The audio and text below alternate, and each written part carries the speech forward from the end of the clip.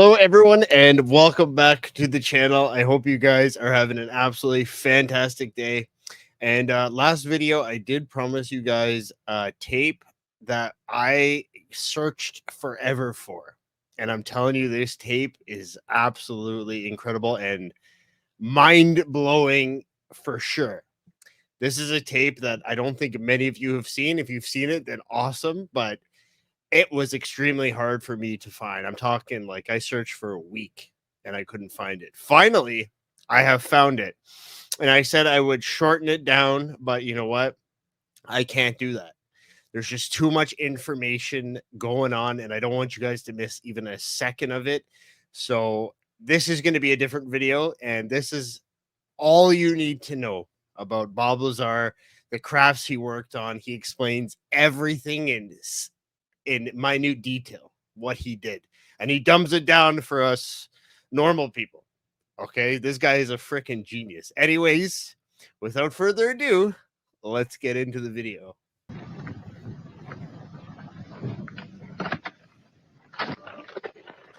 Look at this guy. He just rolls up in a Corvette. Hi, I'm Bob Lazar. During late 1988 and early 89, I worked on the propulsion systems of extraterrestrial vehicles for the United States government. The hardware and technology I was exposed to should be placed in the proper hands of the scientific community, and it is the right of every person on Earth to know that there is physical evidence which proves that there is life elsewhere and that at least one form of that life has been here. For those of you whose information about me is limited to this video, I'll give you a brief background. I'm a physicist. I have degrees in physics and electronics technology. I worked in a number of scientific programs, some of which require top secret and above top secret security clearances, of which the most easily verifiable is my early 1980s job here at the Los Alamos Mason Physics Facility in Los Alamos, New Mexico. Yep. Between December of 88 and April of 89, I worked as a senior staff physicist in what has to be the most secret project in history. My place of work was a... Also, if you didn't know, after his work at Area 51 S4, they tried to discredit him and said, yeah, he's never worked here at Los Alamos, and took his names off everything. But if you know the story, you know the story. But basically, he proved them wrong. They found out that basically the government was trying to delete the records that he had any information of what he's talking about. So anyways, let's get into it. Facility at an area known as S4 on the Nellis Air Force Range in central Nevada.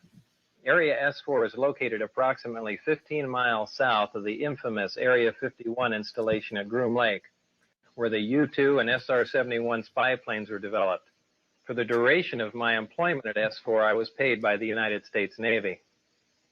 For the purpose of this video, I'm going to segregate the information contained here into two separate parts. The first part will deal with information with which I've had hands-on experience and personal instruction. In other words, not only did I read briefings and not only was I taught the theories of these technologies, but they were demonstrated for me, and I know they are true and accurate.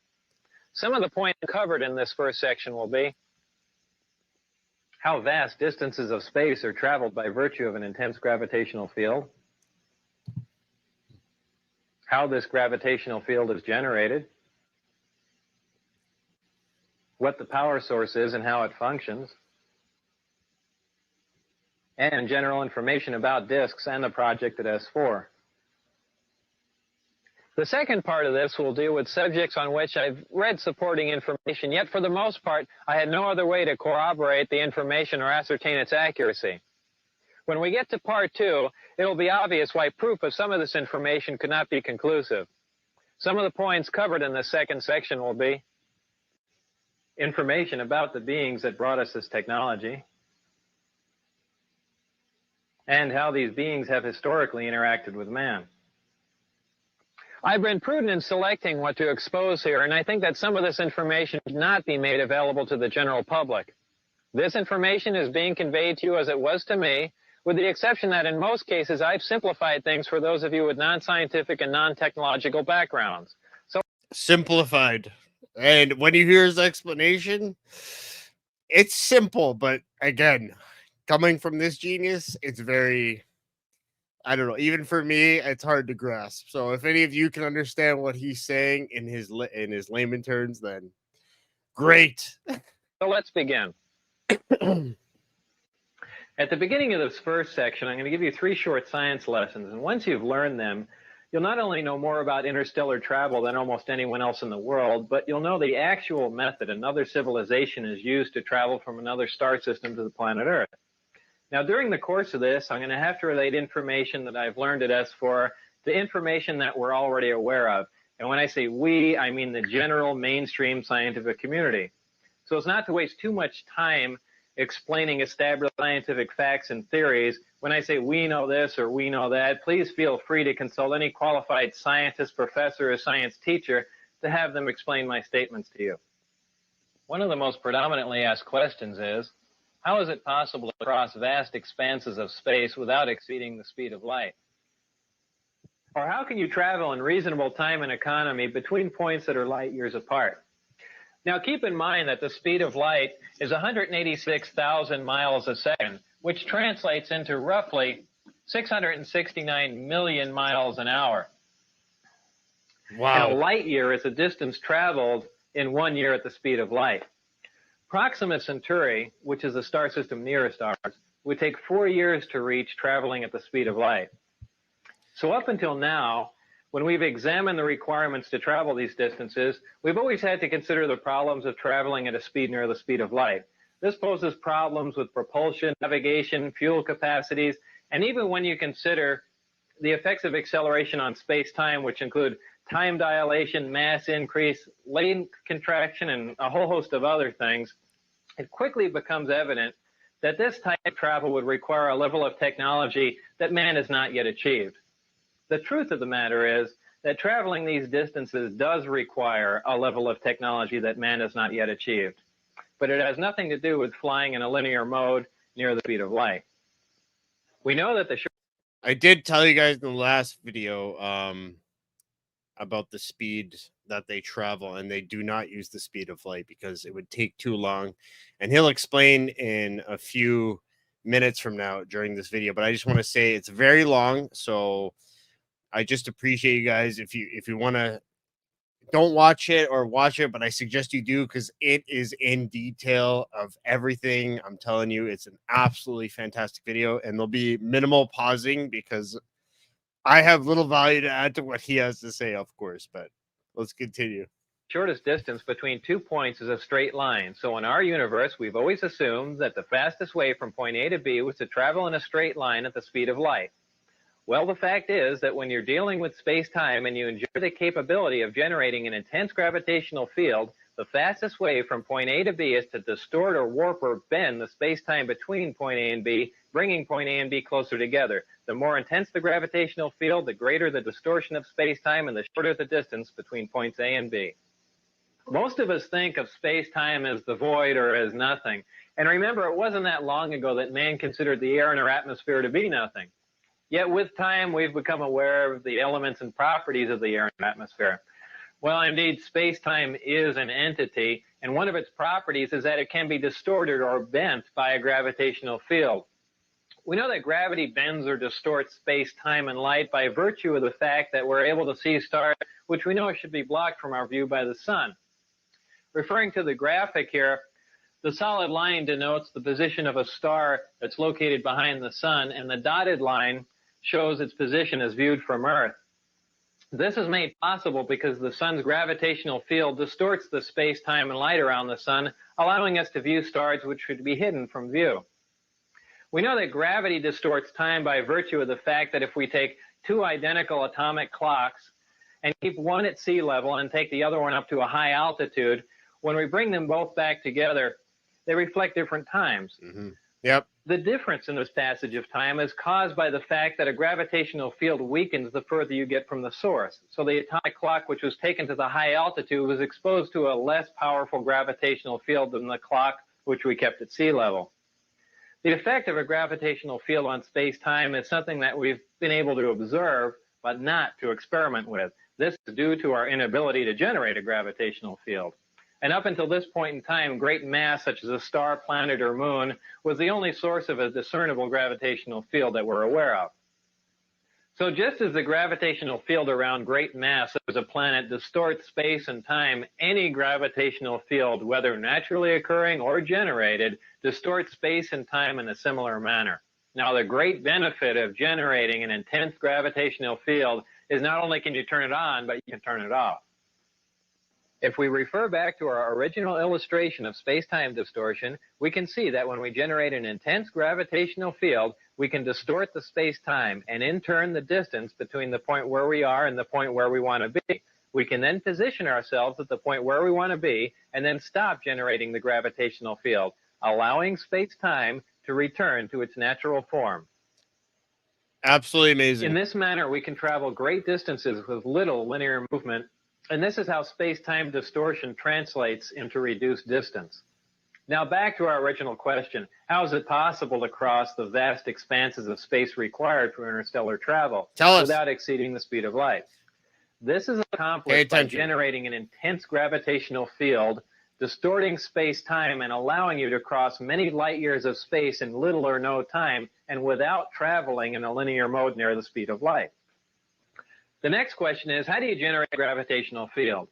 Up until this point in time, I've used the term generate to describe the capability of producing a gravitational field, but since I'm not aware of any way of creating a gravitational field from nothing, a more accurate term might be to access and amplify a gravitational field. And this is what I mean when I use the term generate.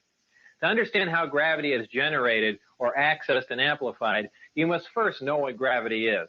There are two main theories. The wave theory, which states that gravity is a wave, and the currently accepted theory of gravitons, which are alleged subatomic particles that perform as gravity, which is total nonsense. Well, gravity is a wave, and there are two specific different types of gravity. Tell them, Bob. Gravity A and gravity B. Gravity A works on a smaller micro scale, while gravity B works on a larger macro scale. Okay. We are familiar with gravity B. It is the big gravity wave that holds the Earth as well as the rest of the planets in orbit around the Sun and holds the Moon as well as man-made satellites in orbit around the Earth. We are not familiar with gravity A. It is the small gravity wave, which is the major contributory force that holds together the mass that makes up all protons and neutrons. Gravity A is what is currently being labeled as the strong nuclear force in mainstream physics, and gravity A is the wave that you need to access and amplify to enable you to cause space-time distortion for interstellar travel. To keep them straight, just remember that gravity A works on an atomic scale, and gravity B is a big gravity wave that works on a stellar or planetary level. However, don't mistake the size of these waves for their strength, because gravity A is a much stronger force than gravity B. You can momentarily break the gravity B field of the Earth simply by jumping in the air. So this is not an intense gravitational field. Locating gravity A is no problem because it is found in the nucleus of every atom of all matter here on Earth and all matter anywhere else in our universe. However, accessing gravity A with the naturally occurring elements found on Earth is a big problem. Actually, I'm not aware of any way of accessing the gravity A wave using any Earth elements, whether naturally occurring or synthesized, and here's why. We've already learned that gravity A is the major force that holds together the mass that makes up protons and neutrons. This means the gravity A wave we are trying to access is virtually inaccessible as it is located within matter, or at least within the matter that we have here on Earth. However, the Earth is not representative of all matter within our universe. The residual matter which remains after the creation of a solar system is totally dependent on the contributing factors which were present during the creation of the solar system. This is true whether you believe that the origin of the universe was an evolutionary event or that a supreme being caused this event to happen. The two main factors which determine what residual matter remains after the creation of a solar system are the amount of electromagnetic energy and the amount of mass present during the solar system's creation. Our solar system has one star, which is our sun, but the majority of solar systems in our Milky Way galaxy are binary and multiple star systems. In fact, many single star systems have stars that are so large that our sun would appear to be a dwarf by comparison. Keeping all this in mind, it should be obvious that a large single star system, binary star system, or multiple star system would have had more of the prerequisite mass and electromagnetic energy present during their creations. This makes it possible for these systems to possess elements which are not native to the Earth. Scientists have long theorized that there are potential combinations of protons and neutrons which should provide stable elements with atomic numbers higher than any which appear in our periodic chart, though none of these heavy elements occur naturally on Earth. 88 of the first 92 elements on the periodic chart occur naturally. So just remember what he said there. Just here. He said 88 out of the 92 elements. And this was 1989, I presume. So just remember that, okay? Because there's an element that comes up in this that wasn't discovered yet. And I'll get more into that further we go on into the video. Naturally on Earth. Some heavier elements do occur in trace amounts, but for the most part, we synthesize these heavier elements in laboratories. Generally speaking, the stability of these synthesized heavy elements decreases as their atomic number increases, but experiments at the lab for heavy ion research in Germany have shown that this may only be true up to a certain point, as the half-life for element 109 is longer than that of element 108. The point is that our observations and theories are accurate. The fact is that heavier stable elements... Sorry, I said 108 elements in the year 1989 or 1990. So just remember that. ...with higher atomic numbers, which have more protons, neutrons, and electrons than any Earth elements, do exist. However, up until this point in history, there has been no physical evidence to prove this. But now that proof is here. The most important attribute of these heavier stable elements is that the gravity A wave is so abundant that it actually extends past the perimeter of the atom. These heavier stable elements literally have their own gravity A field around them, in addition to the gravity B field that is native to all elements. No naturally occurring atoms on Earth have enough protons and neutrons for the cumulative gravity A wave to extend past the perimeter of the atom so you can access it. Even though the distance that the gravity A wave extends is infinitesimal, it is accessible, and it has amplitude, wavelength, and frequency just like any other wave in the electromagnetic spectrum. Once you can access the gravity A wave, you can amplify it just like we amplify any other electromagnetic wave. To demonstrate how a wave is amplified, we can use this oscilloscope, and as you can see, it graphically depicts the tone you hear as a wave. As we amplify the tone, you can see that the size or the amplitude of the wave increases, giving us a more powerful version of the same identical wave, and thus the tone sounds louder.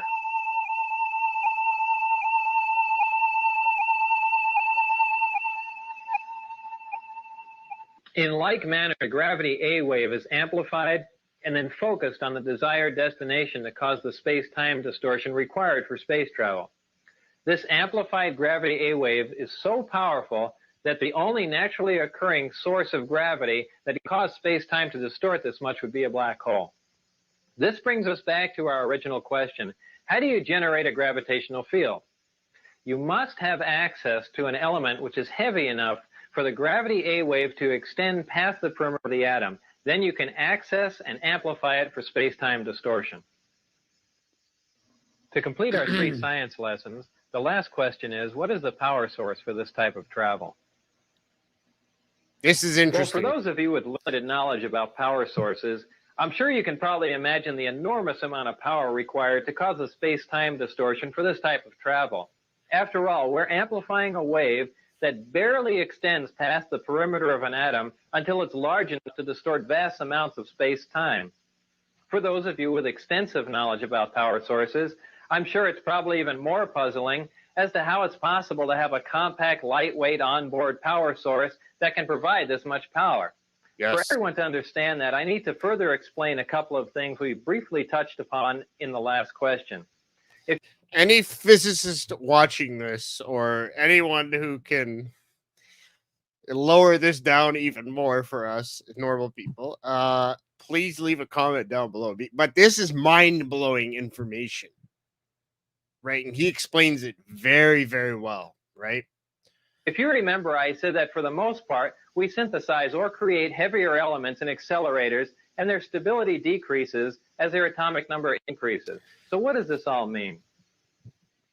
Well, we synthesize these heavier, unstable elements by using more stable elements as targets in a particle accelerator. We then bombard the target element with various atomic and subatomic particles. At this point, transmutation occurs, making the target element a different, heavier element. This element now has a higher atomic number, as the atomic number simply indicates the number of protons in the nucleus of the atom. So this is what I mean when I say their atomic number increases. What does their stability decreases mean? The length of time which an element exists before it decays determines its stability. Atoms of some elements decay faster than atoms of other elements, so the faster an element decays, the more unstable that element is considered to be. When an atom decays, it releases or radiates subatomic particles and energy, which is the radiation that a Geiger counter detects.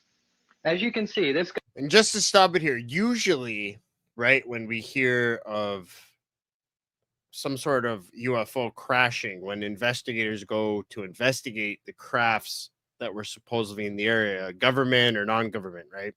They always bring a Geiger counter, and there's always a higher number in that area than it should be, right? So just keep that in mind as well. Geiger counter is detecting the radiation from this uranium, which literally means that the Geiger counter is sensing the subatomic particles which are being released or radiated as the uranium decays. Those elements in which nuclear radiation can be consistently detected are radioactive elements. These heavy elements, which we synthesize in particle accelerators, are of the radioactive variety, and they decay very rapidly. Since we're only able to make a few atoms of these elements, and because they decay so rapidly, we're not able to observe much about them. This is what I mean when I say their stability decreases. However, there are elements with higher atomic numbers which are stable, even though they don't occur naturally on Earth, and we can synthesize them in particle accelerators. These are the elements in the 114, 115 range, which don't appear on a periodic chart. Beyond element 115, the elements become unstable again, and in fact, element 116 decays in fractions of a second. This finally brings us to the power source. The power source is a reactor which uses this element 115 as its fuel. So if you guys noticed, you can rewind it, right? I'm not going to, but if you rewind it, it's more of a, it looks like a pyramid structure that he's put in there. And maybe a next video, I'll go into detail about this power source that he talked about, even though he's covering everything, right? But there's a way the aliens manufacture this that's very important. But anyways. In this reactor, element 115 is used as a target and is bombarded with protons in a small particle accelerator. When a proton plugs into the nucleus of an atom of 115, it increases its atomic number and becomes an atom of element 116, which, remember, decays instantly. What element 116 releases as it decays, or what it radiates, is antimatter. What is antimatter? Antimatter is the exact counterpart of matter, which has a charge and a spin that is in the opposite of all matter. When combined with any matter in our universe, antimatter reacts and completely converts to energy. And remember, the rapid conversion of matter to energy is what we generally call an explosion. To demonstrate the explosive power of antimatter, let's pick a random area where an atomic bomb might explode. Oh, let's say Iraq. And for demonstration purposes, let's say an atomic bomb would explode, for instance, in, Baghdad. Well, if one of our older atomic bombs exploded in Baghdad, the area of total devastation, which is indicated by the red dot on the map, would be approximately 2 miles. This would be caused by a fission reaction in which less than 1% of the nuclear material is converted to energy. Most of you are familiar with the bombs that were dropped on Japan in World War II. This is the same bomb that was dropped on Nagasaki August 9, 1945. About this same time, Dr. Edward Teller, who's known as the father of the hydrogen bomb, figured out that a nuclear fusion bomb was possible. Fusion would release even more energy and cause an even bigger explosion from the same amount of nuclear material. Much to Dr. Teller's dismay, the Japanese surrendered, we never dropped the hydrogen bomb, and Dr. Teller has been in a bad mood ever since. But if a hydrogen bomb containing the same amount of nuclear material as the Nagasaki bomb were to explode in Baghdad, the area of total devastation would be approximately 20 miles. This would be caused by a nuclear fusion reaction, which again, less than 1% of the nuclear material actually converts to energy or explodes. The other 99% of the nuclear material on this type of bomb is dispersed, but is not involved in the actual nuclear fusion reaction. Now, if a bomb was made with the same amount of nuclear material as the Nagasaki bomb, and that material was antimatter, when that bomb exploded in Baghdad, the area of total devastation would include parts of Africa, Europe, and Asia, with the exact What? area of total devastation being very difficult to calculate.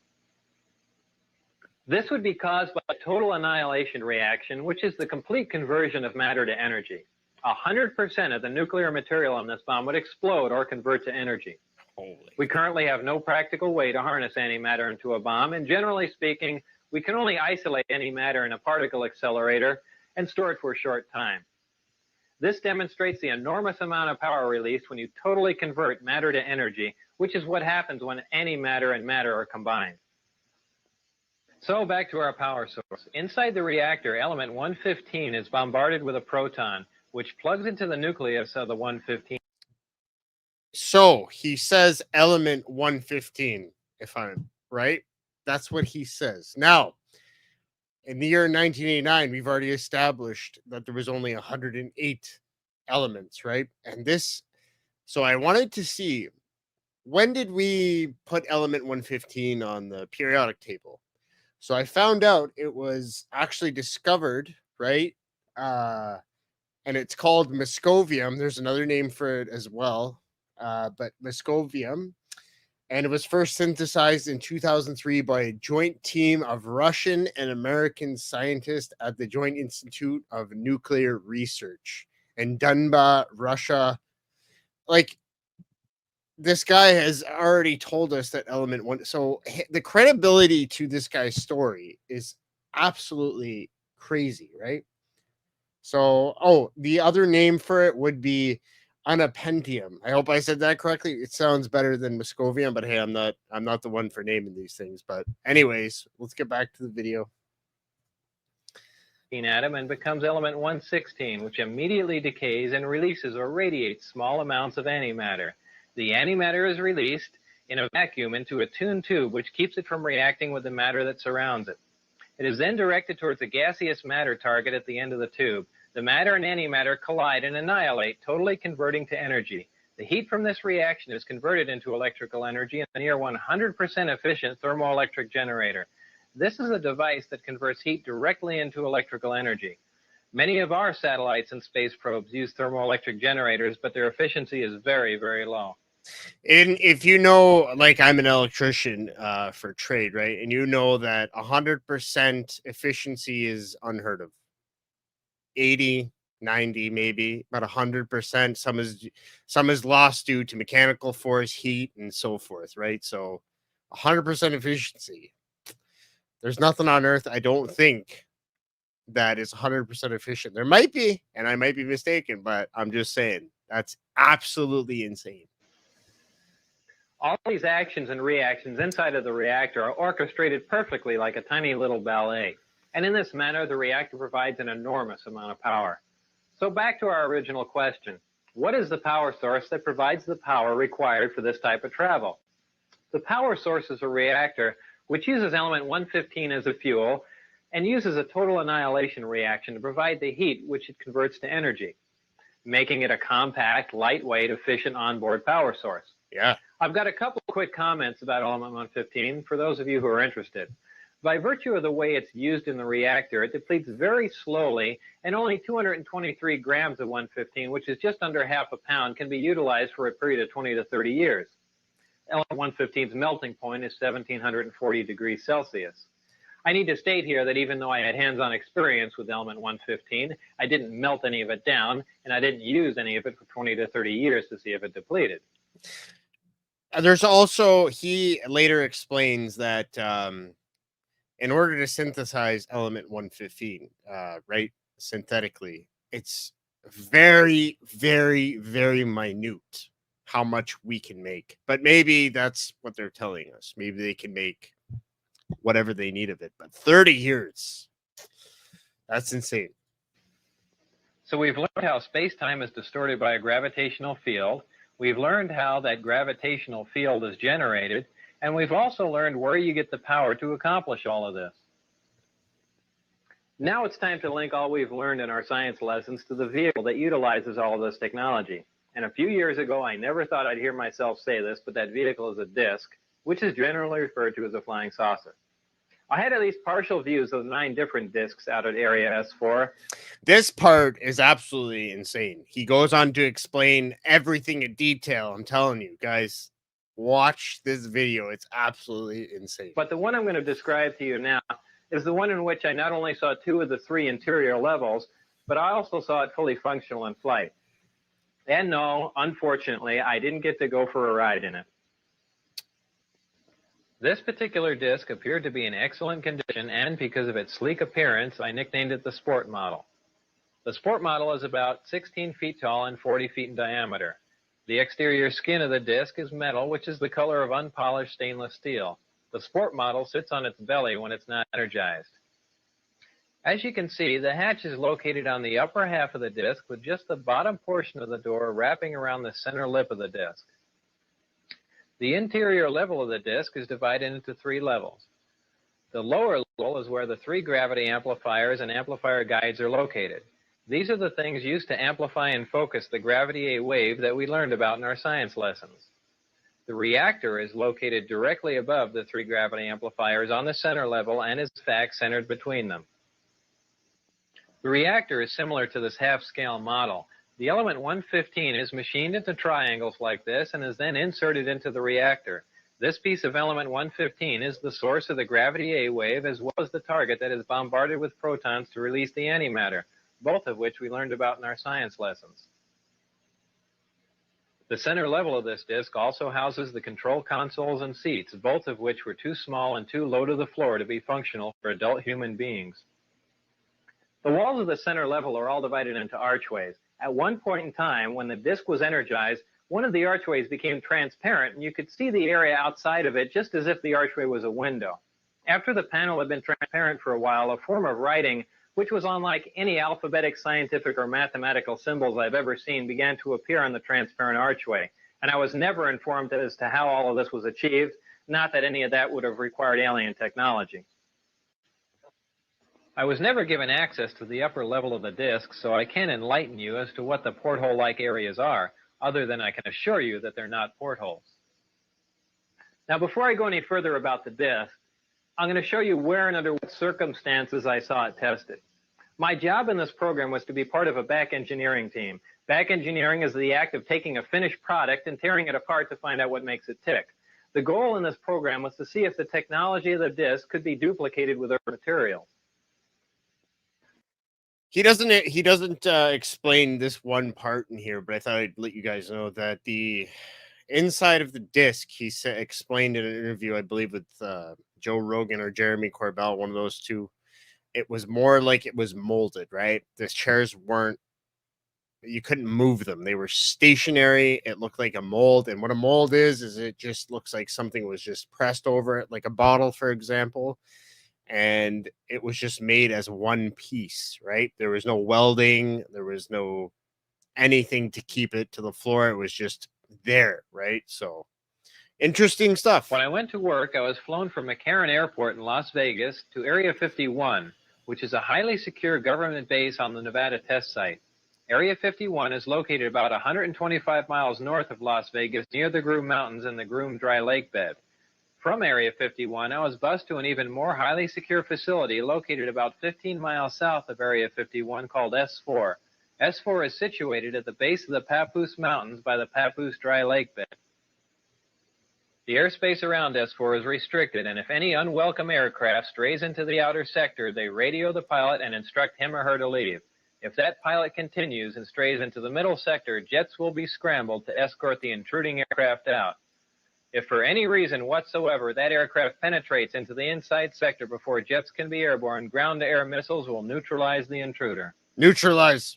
The moral of this story is don't try and fly into S4. Exactly. The S4 installation is built into the mountain, and the 9 hangar doors are angled at about 60 degrees. These doors are covered with a sand-textured coating to blend in with the side of the mountain and the desert floor. As you can see in this representation, my ID badge had a white background with 1 light blue and 1 dark blue diagonal stripe in the upper left-hand corner. At the bottom of the badge, there were letters and numbers designating various areas. And if you could see, where it says MAJ, which was, he later explained, Majestic 12, right? So interesting stuff. including S4. On my badge, there was a star punch through S4. The back of the ID badge was dark blue with a vertical mag stripe running down one side. The hangar that housed the sport model was like a typical airplane hangar with the exception of the angled doors that I mentioned before. The hangar was equipped with typical tools and extensive electronic equipment. It also had a machine with an X-ray emblem on it and an overhead crane rated at 20,000 pounds. Equipment in this hangar was marked with a black number 41 with a white circle around it. It was outside of this hangar that I saw the sport model tested.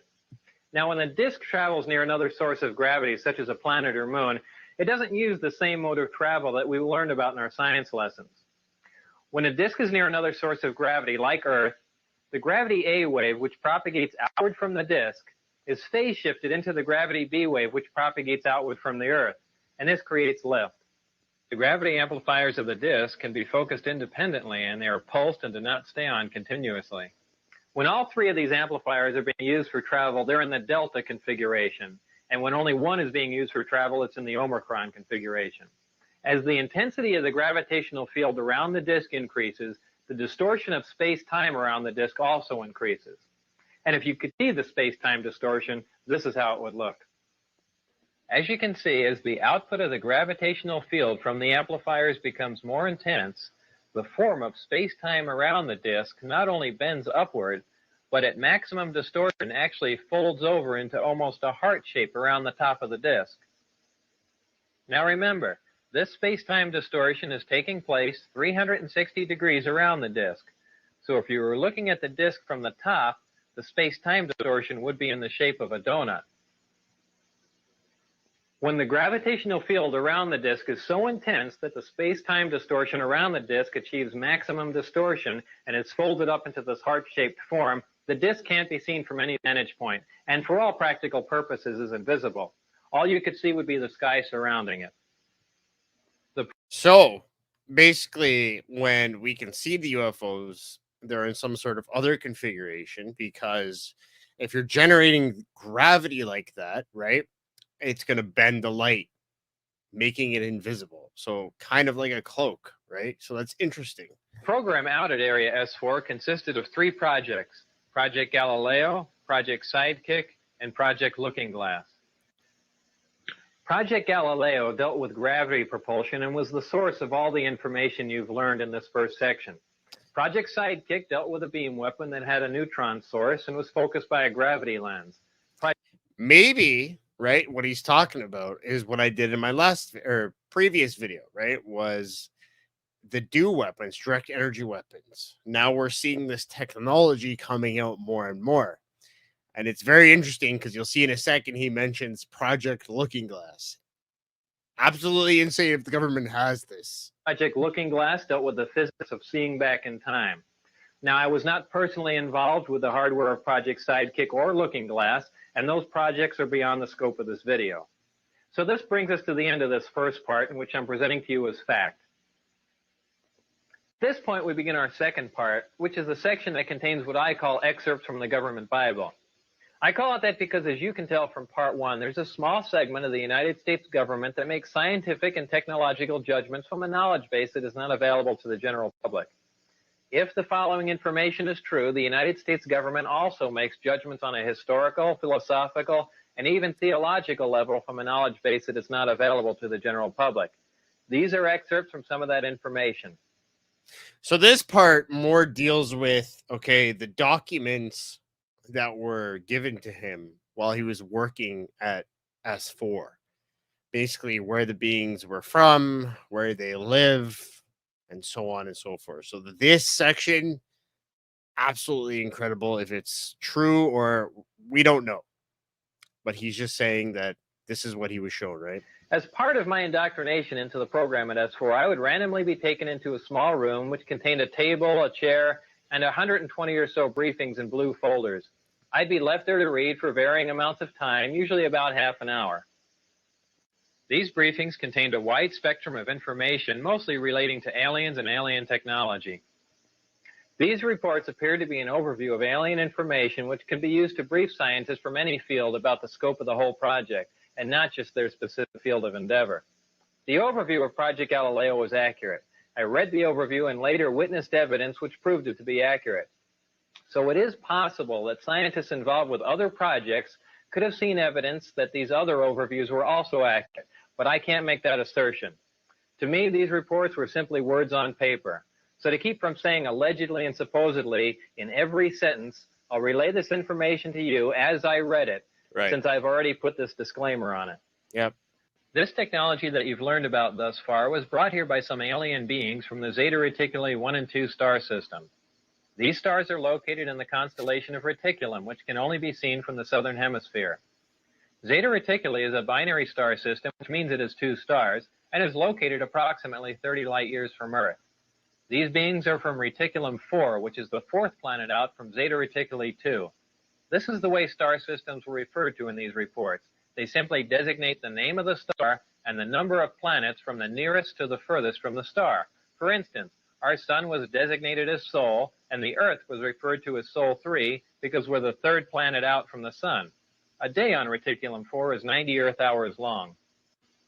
90. The beings are 3 to 4 feet tall and weigh 25 to 50 pounds. They have grayish skin and large heads with almond-shaped wraparound eyes. They have very slight nose, mouth, and ear positions and are hairless.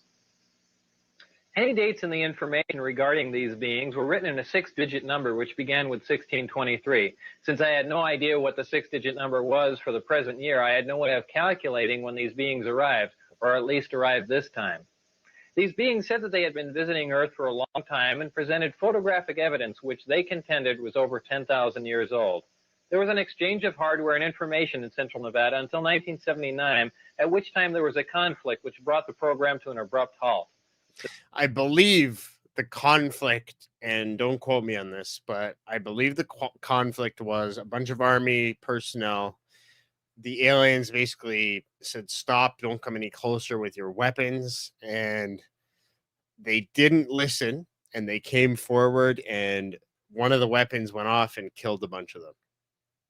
If that's true, I don't know, but I'm just relaying the information. The beings left, but were to return at a 1623 date, and I don't know what that date is. With the remaining hardware and information, the U.S. government started the back engineering program. In May of 1987, some scientists took an antimatter reactor to an underground blast facility on the Nevada test site to perform an experiment. Unfortunately for them, their experiment required them to cut the reactor open, which resulted in their death. This explosion was explained to others at the test site as a previously unannounced low-yield underground nuke test. I was hired in December of 1988 to replace one of these men. These beings conveyed information about the capability of affecting the human brain to anesthetize the human body. This is done without any physical contact from a remote source. For this anesthesia to be accomplished, the brain has to be in a relaxed state similar to that required for hypnosis. If the brain... You know what's funny about that is most of the time, I'm just saying abductees usually say they're sleeping when they're being abducted. That's you in a relaxed state. But the funny part is the next part where he says what he says, I thought was absolutely hilarious, but it's true, right? I don't know if you're getting abducted, just listen to what he has to say. Brain is subject to any external stimulation like stimulant drugs or loud music. This manipulation of the nervous system is ineffective. These beings said that man was the product of externally corrected evolution. They said that man, as a species, had been genetically altered 65 times. They refer to humans as containers, yet I don't know what we're containers of. As I'm sure. And you know what? I believe that we were genetically modified because we cannot find, well, there are certain things that are similar to us, but we're the only intelligent beings. And I say intelligent, but I'm just saying we're the only beings that is capable of doing all this. Come on. That's insane. Sure, you now know it was impossible for me to corroborate the information in the second section. And obviously, if this information is true, the ramifications are far-reaching, and you don't have to be a nuclear physicist to figure that out. So before I bring this to an end, there are a couple of questions I should address for you. The first one is, how did I get into this program? While working at Los Alamos National Lab in 1982, the local newspaper did a front-page story on a jet car I had built. Coincidentally, Dr. Teller was giving a speech in Los Alamos that same day. We met and had a short chat about the jet car, and I later listened to his speech. I never met Dr. Teller again, but in 1988, when I decided to re-enter the scientific community, I sent him a resume and inquired about a job. Dr. Teller responded by telephone and told me that it was no longer active, but just functioned in a consultant capacity. He gave me the name of a contact to call in Las Vegas. I made that call, and things progressed from there until I got into the program. I never got a chance to ask Dr. Teller if he remembered me from Los Alamos, so I don't know if that was a factor or not.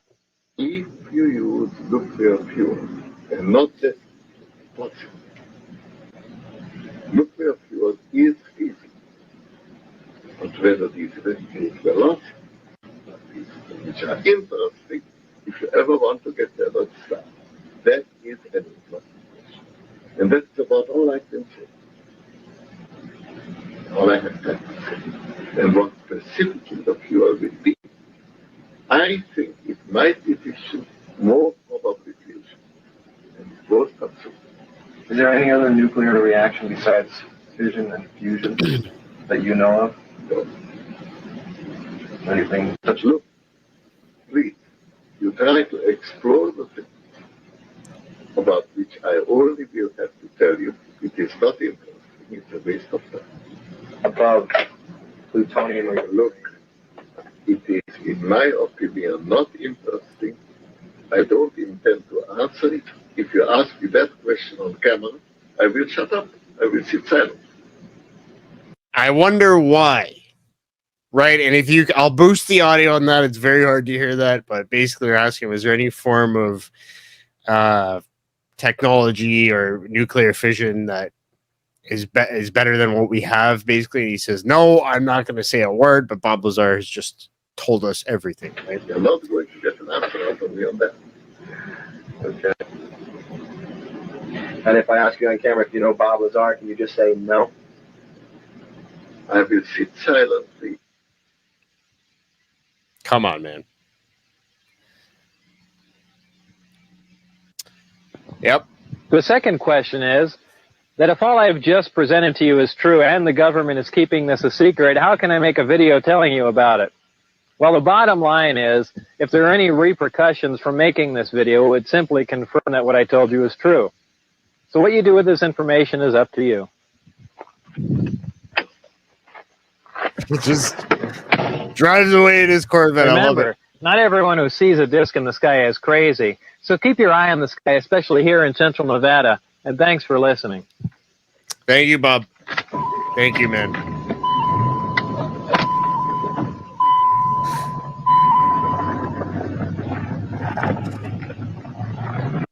Well, that is just remember. Okay, so guys, I just want to give this guy credit here because this took me forever to find.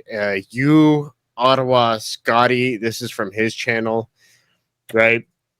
But anyways, guys, that just the amount of information that he's given would be the details of everything and the scientific explanations for everything, and it would be his insurance policy. Just the amount of information that became true. There was even a bone density scanner that he said that he needed to do in order to get in the facility, Area 51S4, whatever it was.